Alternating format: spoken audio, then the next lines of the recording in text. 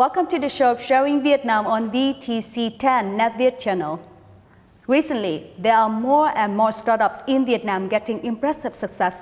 This is not only the result of non-stop efforts from the promising startups, but also from the support of some incubators. The establishment of them has boosted the entrepreneurial spirit of young Vietnamese people. Welcome to the show today, Mr. Quinton Frecken, the CEO of Schoolab Vietnam, and Mr. Nguyễn Ngọc Tú, the Startup Program Director of Schoolab Vietnam. They will share with us many interesting information about Vietnamese startups. Thank you for joining us today. Thank you for the great invitation, and hello everybody. Thank you for having us today. Thank you very much. Hello everyone. Schoolab is an incubator for startups and students. It is from France, and Vietnam is the first country that debuted a representative office in Southeast Asia. With the mission of playing role of the partner with startups, Schoolab has shown the vibrant beat of the startup wave to make a successful year of 2019. Incubation programs, training programs for startups, and projects for internships to learn practical knowledge have been organized throughout 2019. In addition, Hanoi Innovation Summit, organized by Schoolab, their partners, and Hanoi People's Committee, has brought speakers and more than 60 startups from all around the world to participate in letters and competitions. This event has contributed to creating a vibrant startup environment in Vietnam's last year. Do you think that Vietnamese startups had a successful year in 2019? I think so. As you may know that at the end of the years, government of Vietnam also announced that that is successful years with many successful startup growth, and also a lot of venture capital investors from around the world come to Vietnam and choose Vietnam is one of place to invest. But not only from Singapore and Hong Kong, but also from Europe and the US, who are being more and more interested into Vietnam. And also, I mean, we were in San Francisco not long ago. The Bay Area Council was looking into the economic growth of Southeast Asia, focusing on Vietnam. So it looks pretty cool for the next few years for the Vietnamese startups. Also have the legal frame to help startup to grow. From the communities have many supports, like more co-working space and more incubators like us building the communities to help startup to grow. We can say that 2019, that is the good years of startup in Vietnam, and I think this keep going up in the future as well. When launching the programs here in Vietnam, what did you do or had to adjust to match the situations here? Maybe more than in France is here in Vietnam, we're going to focus on the founder. We're going to focus on the people. So I like sometimes to call our incubation program here in Ho Chi Minh more the School of Entrepreneurs, because we learned a lot from the first batch, and we already changed from 6 months to 4 months. Really to keep the engagement and the commitment of the participants, really to grow their mindset. And also two big changes we did is adapting our program and managing it with OKR. So all participants of our next batch will have to set their OKR, their goals, the key result they have to achieve in the beginning of the program.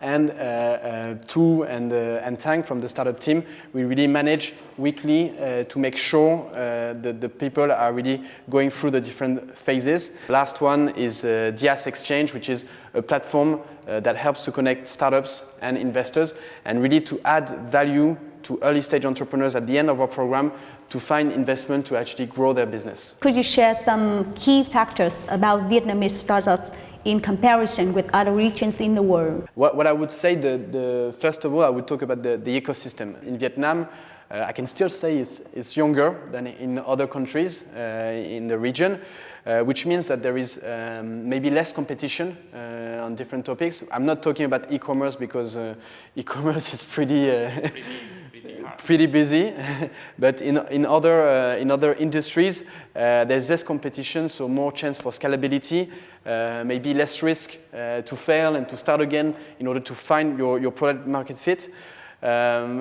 Also, what I would add is the mindset, the natural entrepreneurship mindset. Vietnamese people, and stop me if I'm wrong, but they are doers, they are makers, and they have creativity. So that's one of the key factors about Vietnamese startup, and that's where us, Schoolab, we really want to have an impact.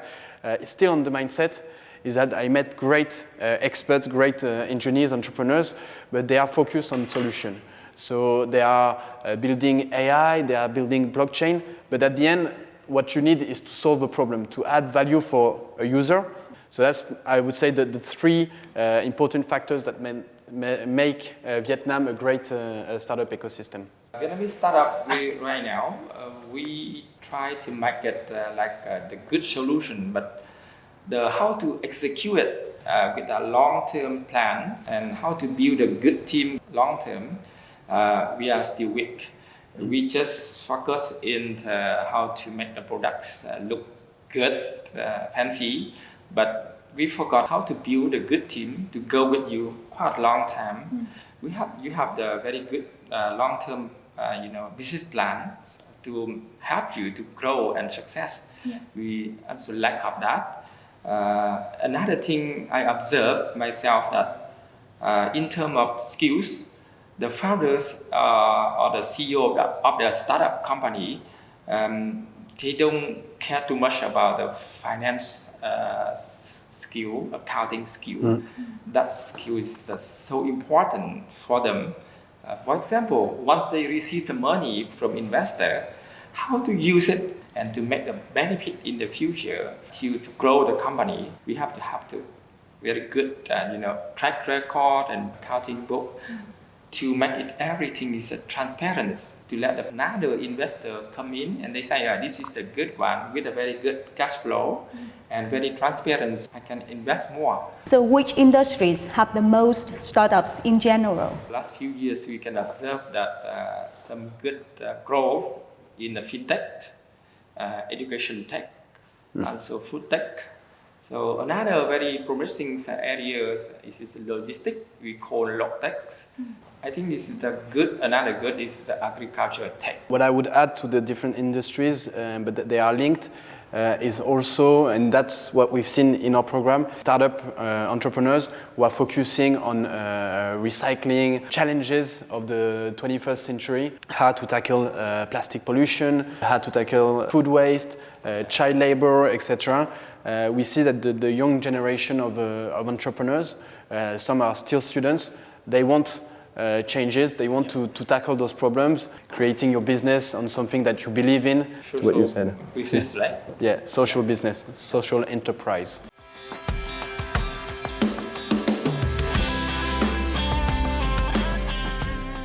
For many early-stage startups, incubators are not only a source of knowledge, but also a pool of relationships with partners, investors, and consultants. When coming to incubators, startups often expect to be supported by resources in the startup ecosystem. Thereby, they can take solid steps for long-term sustainable development. Khi được học ở bên Schoolab thì mình không những được đào tạo về kiến thức, về cái design thinking, cái mô hình rất là hay để áp dụng trong business, và song song đó cũng đưa đến những cái mối quan hệ rất là tiềm năng, ví dụ như là với các đối tác, các mentor và các investor. Each startup stage has different needs in terms of knowledge, capital, as well as advice. Therefore, incubators also set up specialized programs for different startup groups, from newly formed ideas to those with the potential to develop markets to the world or become unicorns. Currently, the startup wave has also spread into schools and universities. Therefore, students are also a target group of the incubators. A numerous practical training programs with entrepreneurial knowledge, mindset, and working environment have also been formed for the target group.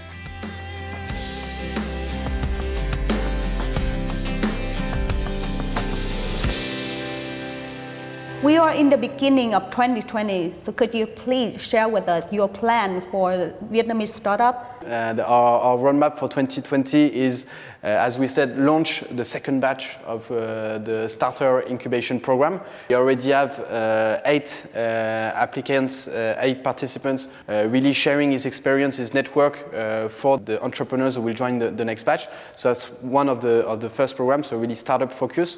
The second program is the program Talent and Innovation Factory. We identify after a meeting with different corporations in Vietnam that there was a big problem, a big challenge, all human resources from recruitment to retaining talent. So we designed a program which is an internship program where Vietnamese talents, students or fresh graduates, will have the chance to be in a multidisciplinary teams, so engineers, business and design, and to work on a real corporate issue, on a real corporate challenge. So during 4 months, those students, those want-to-be entrepreneurs, will be trained on design thinking, lean startup, open innovation, creativity, really to go from a problem statement to finding a solution, a prototype that can be a digital app, that can be really a hardware product, any kind of thing. So third main program is going to be the program that we called Le Bridge students. So actually people with a bachelor degree and who are under 28 will have the chance to go to study entrepreneurship and to enjoy the co-working space of Schoolab in the center of San Francisco, and then come back to be incubated to work on their idea, so mostly in Vietnam, but also they can choose to be incubated in our hub in France and also in San Francisco. And we are talking with many partners in Tokyo and Taipei to organize a hackathon with students working on corporate challenges. 2 main focus for 2020, startup program and student corporate programs. In your opinion, what should Vietnamese startups prepare in 2020? From the startup ecosystem point of view, okay, before doing anything, you should equip yourself with enough skill to run your business in the future. So you have to learn how to run your business, learn how to create your idea, make it become prototype, and find the solutions fit to the market, problem solution fit, and until you make it become the product market fit. So maybe we heard it before, maybe you have the good idea, but be constructed. What time you do what, who will do, who is your members, who will go with you in the future. So you have to make it, with a very good action plan. The second thing that you have to open your network, open your world, because recently you see that a lot of support from government of Vietnam, from the local and also the international investor, incubator, accelerator, they come over here. Let them know you are here, you need the support. I'd like to be optimistic. Next decade, we believe that now the major actors from different industries have to really act to save the planet. But I believe that the industries, the big corporations, are going to look into startup really to find solution for those problems. So what I would say to Vietnamese startups is prepare to get global. So be prepared, because we have some ideas about learning expedition from US investors or European investors and even big corporations who are interested into Vietnamese startups. So be prepared for this and be prepared to go global with Schoolab. Thank you so much for sharing with us this helpful information of Schoolab. I hope your programs will be successful in the future in order to give more chances to Vietnamese startups to grow. And I wish you more success in your career. Thank you for the great question, and thank you everybody for watching the show. Thank you for watching. See you next time on the show of Sharing Vietnam on VTC10 NetViet channel, and goodbye.